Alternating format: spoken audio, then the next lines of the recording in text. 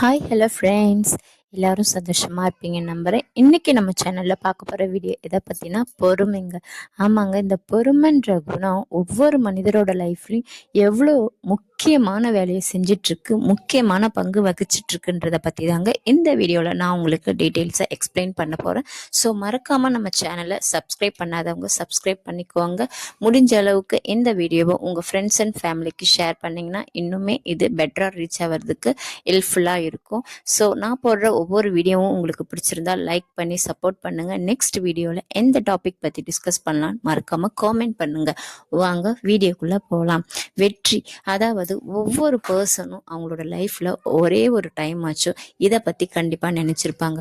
என்னைக்கு நம்ம life change ஆகும், நம்மளும் வாழ்க்கையில் என்னைக்கு முன்னேற்ற பாதையில் போய் அடியெடுத்து வைக்க போகிறோம், அவங்க டெவலப் ஆகிட்டே போகிறாங்க, நெக்ஸ்ட் ஸ்டேஜுக்கு மூவ் ஆன் பண்ணி ஈஸியாக போயிட்டுருக்காங்க. ஆனால் நம்மளும் எவ்வளோ கஷ்டப்படுறோம், எவ்வளோ எஃபர்ட் போடுறோம், பட் நம்மளால் மட்டும் நம்மளோட லைஃப்பில் நெக்ஸ்ட் ஸ்டேஜுக்கு போகவே முடியல.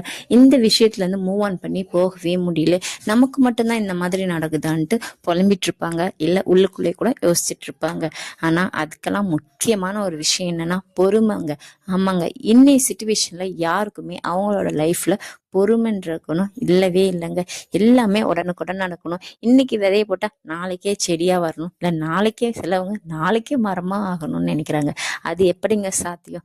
இயற்கையை பொறுத்த வரைக்கும் ஒவ்வொரு விஷயத்துக்குன்னு ஒரு காலம் நேரம் எல்லாமே ஒதுக்கி வச்சிருக்கு இல்லையா? அந்த யூனிவர்ஸாக பார்த்து டிசைட் பண்ணணும், இந்த இயற்கையாக பார்த்து முடிவு எடுக்கணும். இவங்களுக்கு இந்த சூழ்நிலையில் இதை கொடுத்தா கரெக்டாக இருக்கணும்.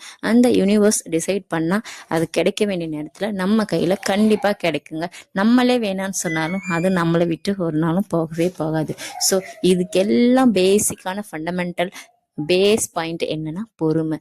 ஆமாங்க, எப்படி சொல்கிறேன்னா, நம்ம இப்போ ஒரு பில்டிங்கை ஸ்ட்ராங்காக கட்டணும், நமக்கு பிடிச்ச ஹைட்டில் கட்டணும், டிசைனாக கட்டணும், வாட் எவர் எப்படி வேணால் இருக்கட்டுமே. ஆனால் ஒரு பில்டிங்னு எடுத்துக்கிட்டால் அதுக்கு முக்கியமான விஷயம், ஃபர்ஸ்ட் நம்ம பண்ண வேண்டிய விஷயம் எது? பேஸ்மெண்ட். அந்த பில்டிங்க்கு பேஸ்மெண்ட் நம்ம எந்த அளவுக்கு ஸ்ட்ராங்காக இன்பில்ட் பண்ணுறோமோ அந்த அளவுக்கு அந்த பில்டிங் மண்ணுக்கு மேலே அவ்வளோ கம்பீரமாக ஓங்கி உயர்ந்து ஸ்ட்ராங்காக நிற்கும் இல்லையா? ஆனால் அதை பார்க்குற மக்கள் எல்லாருமே என்ன சொல்லுவாங்க, வாவ் இவ்வளோ சூப்பரான பில்டிங், எவ்வளோ அருமையாக கட்டியிருக்காங்க பாரு, இந்த கன்ஸ்ட்ரக்ஷன் ஒர்க் எப்படி பண்ணியிருக்காங்க பாரு, எந்த அளவுக்கு இந்த கன்ஸ்ட்ரக்ஷனை பில்டு பண்ண பில்டர்ஸு சூப்பராக ஒர்க் பண்ணியிருந்தா இந்த பில்டிங் இவ்வளோ ஹைட் அண்ட் ஸ்ட்ராங்காக ஸ்டெடியாக இருக்குன்னு சொல்லுவாங்க. ஆனால் அந்த பில்டிங்க்கு காரணம், அதோட ஸ்ட்ராங்னஸ்க்கு காரணம், அதோட ஸ்ட்ரென்த்துக்கு காரணம் கீழே மண்ணுக்குள்ள, அதாவது பூமிக்கு அடியில் புதைஞ்சிட்டு இருக்க பேஸ்மெண்ட் தாங்க காரணம். ஸோ அது போல தாங்க மேலேருந்து பார்க்குற மக்கள் எல்லாருக்குமே அந்த பில்டிங்கோட அழகும் அதோட ஹைட்டும் அதோட ஸ்ட்ராங் அண்ட் ஸ்ட்ரென்த்து தாங்க தெரியும். பூமிக்கு அடியில் மண்ணுக்கு கீழே புதைஞ்சிட்டு இருக்க அந்த பேஸ்மெண்ட், அதாவது அந்த அஸ்திவாரத்தோட அருமையே தெரியாது. அருமை தெரியாதுன்னு ஏன் சொல்கிறேன்னா, கண்ணுக்கு தெரியாதுன்னு சொல்ல வரேன். அதை தாங்கி பிடிச்சிட்டு இருக்க அந்த பேஸ்மெண்ட் கண்ணுக்கு தெரியாதுன்னு சொல்ல வரேன். ஸோ அது போல தாங்க இன்றைக்கி நம்ம லைஃப்பில் நம்ம போடக்கூடிய ஒவ்வொரு எஃபர்ட்டும் நம்மளை நெக்ஸ்ட் ஸ்டேஜுக்கு கொண்டு போகிறதுக்கு ரொம்பவே ஹெல்ப்ஃபுல்லாக இருக்கும். ஆனால் சக்ஸஸ்ன்றது டக்குன்னு நம்ம கண்ணுக்கு தெரிய போகிறதில்ல. அது போல தான் இன்றைக்கி நீங்கள் அந்த சக்ஸஸ்க்காக இன்வெஸ்ட் பண்ணுற ஒவ்வொரு துளி வேர்வையும் ஒவ்வொரு துளி எஃபர்ட்டும் அந்த பேஸ்மெண்ட், அந்த பில்டிங்கோட பேஸ்மெண்ட் மாதிரி உங்களுக்குள்ள, உங்களோட ஆள் மனசுல இல்லை உங்களுடைய உடம்புக்குள்ள ஒரு இடத்துல ஸ்ட்ராங்காக வேரூன்றி உங்களுக்கு உங்களோட சக்ஸஸ்ஃபுல் பர்சனாக உங்களை லைஃப்பில் சேஞ்ச் பண்ணுறதுக்கு நிறைய மாற்றத்தை உங்களுக்குள்ள உங்களுக்கு அறியாமலே அந்த விஷயம் பண்ணிகிட்ருக்கும். ஸோ என்றைக்குமே நீங்கள் மனசை மட்டும் தளர விட்டுறாதீங்க. இன்றைக்கி டே டு டே லைஃப்பில் நிறைய பேர் கோபம், இந்த டென்ஷன், இந்த ஸ்ட்ரெஸ்ஸு எல்லா விஷயத்துக்குமே ஆளாகிறாங்க. ஏன்னா டே டு டே லைஃப்பில் ஒர்க் டென்ஷன் இருக்குது, ஃபேமிலியில் ஒர்க் ப்ரெஷர் இருக்குது, இல்லை குழந்தைங்கள பார்த்துக்கிறதுக்குள்ள புதிய அம்மாவாக பிரசவிச்சு தாய்மார்களுக்கெலாம் நிறையவே சங்கடங்கள் இருக்குது. ஹவுஸ் ஒய்ஃபாக இருக்கவங்களுக்கு எப்படி நம்ம ஹஸ்பண்டை டேக் கேர் பண்ணிக்கணும், வீட்டு வேலைங்களை சீக்கிரமாக பண்ணி முடிக்கணும், குழந்தைங்கள ஸ்கூலுக்கு ரெடி பண்ணி அனுப்பணும். ஸோ ஏகப்பட்ட பிரச்சனை இருக்குது. டென்ஷன் ஆகி டே டு டே லைஃப் ஒரு நாளாக கிராஸ் ஆகி போயிட்டுருக்கு இல்லையா? ஆனால் இதெல்லாம் மாற்றி ஓவர் கம் பண்ணி வர்ற விஷயம் ரொம்பவே கஷ்டமான விஷயம் கிடையாதுங்க. நம்ம நினச்சா, நம்ம மனசு வச்சா எல்லாமே ஈஸியாக ஹேண்டில் பண்ணுற விஷயம் தாங்க. ஆமாம், ஆனால் இதுக்கெல்லாம் இந்த பில்டிங்க்கு தேவைப்படுற பேஸ்மெண்ட் மாதிரி நம்ம லைஃப்லேயும் நம்ம சக்ஸஸ்ஃபுல்லாக ஸ்ட்ரெஸ் ரிலீஃபாக டென்ஷன் ஃப்ரீயாக வாழறதுக்கு தேவையான முக்கியமான விஷயம் என்னென்னா பொறுமையாக யார் ஒருத்தவங்க மனசை அலைப்பாய விடாமல் பேஷன்ஸாக அவங்களுடைய டியூட்டியை கவனத்தை சிதற விடாமல் அவங்களோட செய்ய வேண்டிய கடமைகளையும் வேலைகளையும் செஞ்சு முடிக்கிறாங்களோ அவங்களால தாங்க கண்டிப்பாக அவங்களோட லைஃப்பில் நெக்ஸ்ட் ஸ்டேஜுக்கு போக முடியும். ஏன் இப்படி சொல்கிறேன்னு பார்க்குறீங்களா? ஆமாங்க, நிறைய கோபப்படுற பர்சனை நீங்கள் அப்சர்வ் பண்ணி பார்த்துருக்கீங்களா?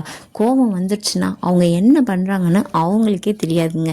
சில சமயத்தில் கையில் கிடைக்கக்கூடிய பொருளை கூட தூக்கி போட்டு சுக்கு நூறாக உடச்சிடுவாங்க இல்லையா? பக்கத்தில் இருக்க அடுத்தவங்களோட மனசை பேசக்கூடாத வார்த்தையெல்லாம் அந்த கோபத்தில் பேசி அவங்களோட மனசை, அவங்களுக்கு முக்கியமாக அன்புக்குரியவர்களுடைய மனசையும் சுக்குநூறாக உடச்சி போட்டுருவாங்க. ஆனால் கொஞ்ச நேரம் கழித்து வந்து பார்த்து, ஐயோ நானாக பேசலை, தெரியாமல் பேசிட்டேன், எனக்கு அவ்வளோ ஒர்க் டென்ஷன், அந்த ஒர்க் ப்ரெஷரை என்ன பேசுகிறேன்னு தெரியாமலே நானே பேசிட்டேன், ஸோ சாரின்னுவாங்க. சில பிறவிகள் அந்த சாரியை கூட கேட்க மாட்டாங்க. நான் பேசுனது கரெக்டாக தான் பேசியிருக்கேன், நீ பண்ணது தான் சரின்னு பேசுகிறவங்களுக்கு ஓகே, இதெல்லாம் ஒரு பக்கம் வச்சுருங்க. நம்ம பேச வேண்டிய பாயிண்ட்டுக்கு வரும். ஸோ எப்போல்லாம் கோபம் வருது, அந்த கோபத்தை தயவு செஞ்சு ஒரு நிமிஷம் ஒரு ஹோல்ட் ஆன் பண்ணி நீங்கள் யாருமே இல்லாமல் அந்த பிளேஸ்லேருந்து மூவ் ஆன் பண்ணி வேறு ஒரு இடத்துக்கு வந்துடுங்க. வந்து அமைதியாக கொஞ்ச நேரம் ரிலாக்ஸ்டாக உட்காருங்க. எதுவுமே பேசாதீங்க, எதை பற்றியுமே யோசிக்காதீங்க. அமைதியாக உங்களோட மனசை காம் டவுன் பண்ணி அமைதியாக ஒரு இடத்துல யோசிச்சு பாருங்கள். அப்போது நீங்கள் அந்த கோவத்தை அந்த சிச்சுவேஷனில் ஹேண்டில் எப்படி பண்ணுறீங்கன்றது தாங்க பெரிய விஷயமே. நீங்கள் அந்த இடத்த விட்டு கொஞ்சம் மூவ் ஆன் பண்ணி கொஞ்சம் நேரம் அமைதியாக காம் டவுன் பண்ணிக்கிட்டிங்கன்னா நீங்கள் உங்கள் லைஃப்பில் ஃப்யூச்சரில் வரக்கூடிய நிறைய அவமானங்களை தவிர்க்கிறதுக்கு இந்த ஒரு 1 minute டெக்னிக் ரொம்பவே ஹெல்ப்ஃபுல்லாக இருக்கும். ஸோ கோவப்படும் போது எமோஷ்னலாக ஆகாதீங்க. சீக்கிரமாக உணர்ச்சி வசப்பட்டு எதுக்குமே ரியாக்ட் கொடுக்காதீங்க. அமைதியாக உங்களோட எல்லா எமோஷன்ஸையும் கண்ட்ரோல் பண்ணிக்கிட்டு கொஞ்ச நேரம் ஹோல்டு பண்ணி வச்சு யோசிச்சு பாருங்கள். நீங்களே எவ்வளோ பெரிய விஷயத்த பண்ணியிருக்கீங்கன்னு நீங்களே நினச்சி ரொம்ப சந்தோஷப்படுவீங்க. நெக்ஸ்ட்டு நிறைய பேர் பண்ணுற ஒரே விஷயம், ஒரு கஷ்டமான ஒரு சூழ்நிலை அவங்க லைஃப்பில் வந்துச்சுன்னா அதை பார்த்து உடனே ஒரு பதட்டம் அடைகிறது, பேனிக் ஆகிறது, ஒரு நர்வஸ் ஆகிறது, அந்த மாதிரிலாம் பண்ணுவாங்க. ஏன் பயப்படணும்? ஃபெயிலியர்ஸை பார்த்து கூட ஏன் நிறைய பேர் அவங்க ஒரு எதிர்பார்த்த விஷயம் அவங்களுக்கு கை கொடுக்கல, ஃபெயிலியர் ஆயிடுச்சுன்னா அதை பார்த்துமே பயப்படுவாங்க. எனக்கு புரியல, ஏன் பயப்படணும்? ஃபெயிலியர் தானே ஆயிடுச்சு, அதோட அது க்ளோஸ் ஆகிடல, முடிஞ்சிடல, ஃபினிஷ்ட் ஆகிடல. நம்ம போக வேண்டிய டெஸ்டினேஷன் இன்னும் எவ்வளவோ இருக்குது, கடக்க வேண்டிய தூரங்கள் எவ்வளோ இருக்குது. இதெல்லாம் ஒரு சின்ன சின்ன வழியில் கடக்கிற ஒரு சின்ன கல் மாதிரி. நம்ம ஒரு இடத்துக்கு ஸ்லிப்பர் போடாமல் போகிறோம், வழியில் ஒரு சின்ன கல் இருக்குது, இல்லை முள்ளை கூட குத்திருச்சுன்னா அச்சோ முள் குத்திருச்சு, இதோட நம்ம போக தேவையில்லைன்னு திருப்பி வீட்டுக்கு வந்துடுவோமா? கிடையவே கிடையாது இல்லையா? அந்த முள்ளை பிடுங்கி தூரம் போட்டு வழியில் இருக்க கல்லை தூக்கி தூரம் போட்டுட்டு நாம் அடுத்து போக வேண்டிய இடத்துக்கு நம்மளுடைய பயணத்தை கண்டினியூ பண்ணிட்டு போயிட்டே தான் இருப்போம்.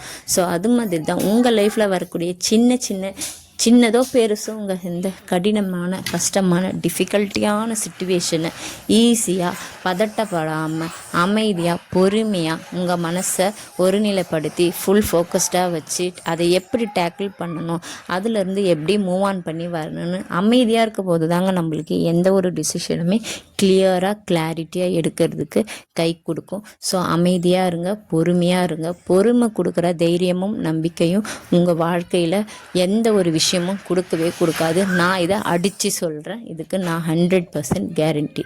ஸோ எந்த ஒரு சிச்சுவேஷன்லையும் ஓவராக ரியாக்ட் பண்ணாதீங்க. இமோஷ்னலாக ரொம்ப சென்சிட்டிவான பர்சனாக இருந்தாலும் கோவப்படாதீங்க. உங்களோட எமோஷன்ஸை அடுத்தவங்களுக்கு ஈஸியாக அனலைஸ் பண்ணுற அளவுக்கு ஷோ பண்ணிக்காதீங்க. ஸோ இதுதான் நான் சொல்ல வர்றது.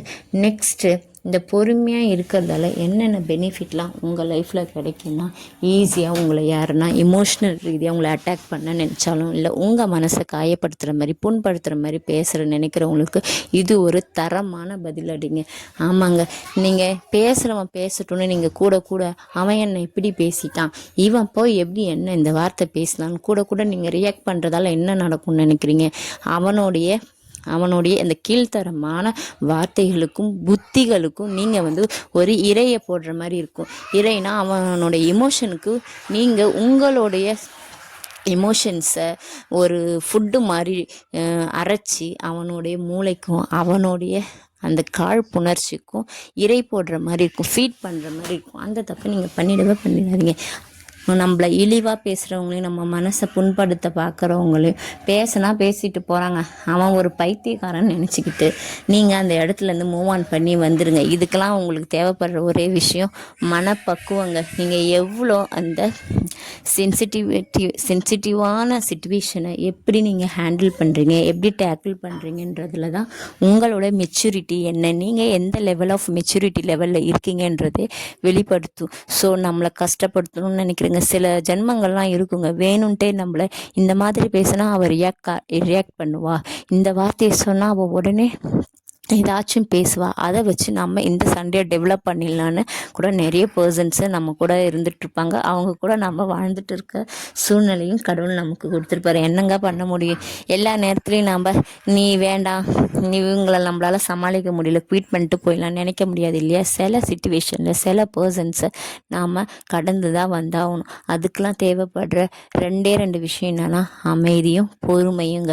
ஆமாங்க, மனப்பக்குவம் ரொம்ப முக்கியம். மனப்பக்குவம் எப்போ ஒரு மனுஷனுக்கு மனசுக்குள்ளே க்ரியேட் ஆகும், அவன் எப்போ ஒரு சூழ்நிலையை கஷ்டமான சூழ்நிலையும் கூட அவன் பொறுமையாக கையால் தெரிஞ்சிக்க கற்றுக்கிறானோ அன்னைக்கு தான் அவனோட லைஃப்பில் அவன் எல்லா விதமான சூழ்நிலைகளையும் ஈஸியாக டேக்கிள் பண்ணி அடுத்த ஸ்டெப்புக்கு மூவ் ஆன் பண்ணி போயிட்டே இருக்கும். ஸோ நீங்கள் ஒரு இமோஷ்னல் ரீதியாக ஈஸியாக ரியாக்ட் ஆகிற சென்சிட்டிவான பர்சனாக இருந்தாலும் தயவு செஞ்சு அந்த தப்பை இதுக்கப்புறம் பண்ணவே பண்ணாதீங்க. யார் என்ன சொன்னாலும் அதை காதில் வாங்கிக்காதீங்க. ஏன்னா சொல்கிறவங்கலாம் ரொம்பவும் நல்லவங்களும் கிடையாது. அவங்க நம்மளை சொல்கிறதால நம்ம கெட்டவங்களாகவும் ஆகிட போகிறது கிடையாது. நம்மளை பற்றி ஒருத்தவன் தப்பான ஒரு கருத்தை பதிவு பண்ணுறான்னா அப்போ அங்கே நம்மளோட கேரக்டர் எஸ்டாப்ளிஷ் ஆகலை.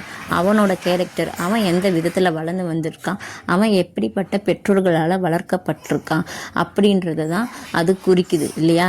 அவன் ஒரு வார்த்தை சொல்கிறதால நம்ம அந்த மாதிரி ஆகிட போகிறோமா? கிடையவே கிடையாது.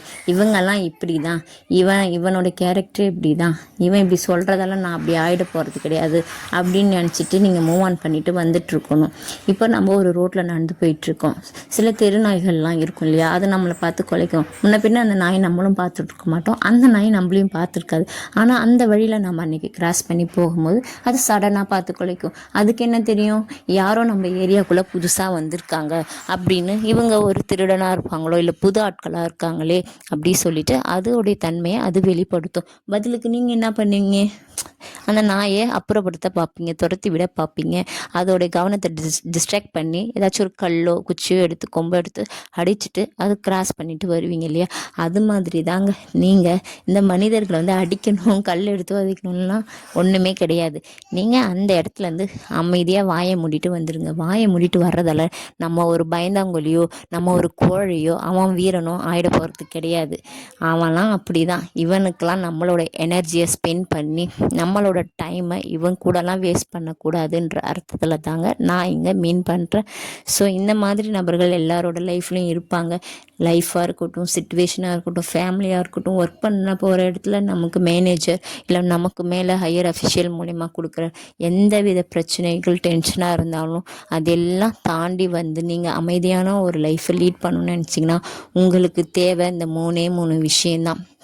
மனப்பக்குவம் ஃபர்ஸ்ட்டு, உங்கள் மெச்சூரிட்டி லெவல் எந்த லெவலில் இருக்குதுன்னு நீங்களே டிசைட் பண்ணிக்கோங்க. ரெண்டாவது, அமைதியாக இருங்க. அமைதியாக இருக்கிறதால நீங்கள் உங்கள் லைஃப்பில் எதையும் இழக்க போகிறது கிடையாது. நல்ல விஷயங்களை கெயின் தான் பண்ணிக்குவீங்களே வசரம் இழக்க போகிறது கிடையாது. மூணாவது, பொறுமையாக நீங்கள் இருந்தீங்கன்னா கண்டிப்பாக இன்றைக்கி உங்களுக்கு ரிசல்ட் அது கொடுக்கலனாலும் ஃப்யூச்சரில் கண்டிப்பாக நீங்கள் எதிர்பார்க்காத அளவுக்கு ஒரு பெரிய இம்பேக்டை உங்கள் லைஃப்பில் கொண்டு வரும். அந்த இம்பேக்ட், அந்த தாக்கம், அந்த மாற்றம் உங்கள் லைஃப்பில் உங்களை நெக்ஸ்ட் லெவலுக்கு, அடுத்த ஸ்டேஜுக்கு ஒரு சக்ஸஸ்ஃபுல் பர்சனாக மாற்றுற அளவுக்கு இந்த மனப்பக்குவம் உங்களை வழிநடத்தி கைட் பண்ணி அழகாக உங்களை எங்கே எடுத்துகிட்டு போய் ஒரு அரியாசனத்தில் உட்கார வைக்கணும்னு அது நினச்சிருக்கோ அந்த இடத்துல இயற்கையும் காலமும் நேரமும் கண்டிப்பாக உங்களுக்கு கிடைக்க வேண்டியதை உங்களுக்கு கொடுத்தே ஆகுங்க. ஸோ இதிலேருந்து நான் என்ன சொல்ல வரேன்னா, எந்த ஒரு விஷயமும் நீங்கள் பண்ணிவிட்டு உடனே அது நடக்கணும்னு நினைக்காதீங்க. ஏன் சொல்கிறேன்னா, மண்ணுக்குள்ளே இப்போ நம்ம ஒரு விதையை போட்டு மண்ணை போட்டு மூடி தண்ணி ஊற்றி வைக்கிறோன்னா அது வளர்கிறதுக்கு ஒரு குறிப்பிட்ட டைம் ஆகும். அதுபோல் ஒரு குழந்தை ஒரு கரு வந்து நம்மளுடைய வயிற்றில் தங்கி அது ஒரு குழந்தைய நம்மளோட கையில் கிடைக்கணும்னா அதுக்கு ஒரு 10 மாத காலத்தை கொடுத்தாதான் அந்த கரு குழந்தையா நம்ம கையில் கிடைக்கும். ஸோ அதுபோல் தாங்க ஒவ்வொரு விஷயமும் நடந்து முடிஞ்சு அழகாக ஒரு நல்ல ஒரு சக்ஸஸ்ஃபுல்லாக மாறி ஒரு முழுமை அடைஞ்சு நம்ம கைக்கு கிடைக்கணும்னா அதுக்கான சில டைமை நம்ம அதுக்கு கண்டிப்பாக கொடுத்தா மட்டுமே அதனோட ஃபுல் பெனிஃபிட்டையும் நம்மளால் கெயின் பண்ண முடியும். ஸோ அதுபோல் தாங்க நீங்கள் உங்களுடைய லைஃப்பில் நீங்கள் ஒரு சக்ஸஸ்ஃபுல் பர்சனாக மாறணும்னு நினச்சிங்கன்னா ஒரு விதையை போட்டுட்டு பூமிக்குள்ளே பொறுமையாக அந்த விதை எவ்வளோ நேரம் உறங்கி அதுக்கு ஊற்றப்படுற நீரை உறிஞ்சி பூமிக்கு மேலே விருட்சமாக மாறுதோ அதுபோல் நீங்களும் உங்களுக்கு கிடைக்க வேண்டிய விஷயம் கிடைக்கிற வரைக்கும் உங்கள் மனசு அலைப்பாய விடாமல் நீங்கள் கொடுக்க வேண்டிய எஃபர்ட்டை போட்டு அமைதியாக வெயிட் பண்ணிட்டு இருந்தீங்கன்னா ரிசல்ட் அபாரமான வெற்றியாக இருக்குங்க. வெயிட் பண்ணுறது ஒன்றும் சோம்பேறித்தனம் கிடையாதுங்க, பொறுமையாக இருக்கிறது ஒன்றும் சோம்பேறித்தனம் கிடையாது. ஓகேவா? ஸோ லேசினஸ்ன்றது வந்து நம்ம எதுவுமே பண்ணாமல் நம்மளுக்கு எல்லாமே கிடைக்கணுன்றதுக்கு பேர் தாங்க laziness. Patience is not a laziness. நான் சொன்ன பாயிண்ட்ஸ்லாம் மறக்காமல் மைண்டில் கீப் பண்ணிக்கிட்டு உங்களுடைய பாதையை நோக்கி நீங்கள் தைரியமாக அடி எடுத்து வச்சு மூவ் பண்ணுங்கள். ஸோ பிடிச்சிருந்தா வீடியோவை சப்ஸ்கிரைப் பண்ணி சேனலை ஃபாலோ பண்ணுங்கள் ஃப்ரெண்ட்ஸ். தேங்க்யூ.